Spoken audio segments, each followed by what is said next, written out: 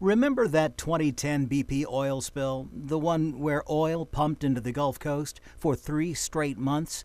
16% of Americans support the way that spill was eventually handled and cleaned up.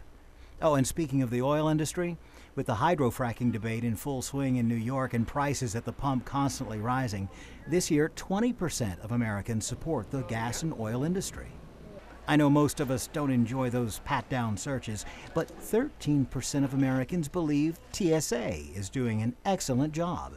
Heck, even all those Occupy movements had a higher approval rate than Congress at 24%. Of the living presidents, George W. Bush is seen as the least favorite, but 43% of Americans still have a positive take of W.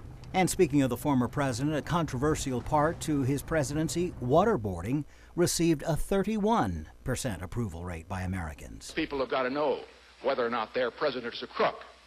Well, I'm not a crook. Even Richard Nixon, the only president to resign that office, was still seen favorably by 24% of Americans. Let's talk sports. The Penn State sex abuse scandal, the one that cost the winningest football coach of all time his job and, well, his title, received a 25% approval rate by Americans for the way Penn State handled the scandal.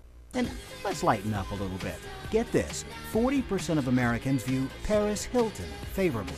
No, really, she more than doubles the approval rate of Lindsay Lohan, whose 18% approval rate nearly doubles that of Congress. So now that we've put the nation's disdain for Congress in perspective, we want to leave you on this note. There is still someone Americans view less favorably than Congress.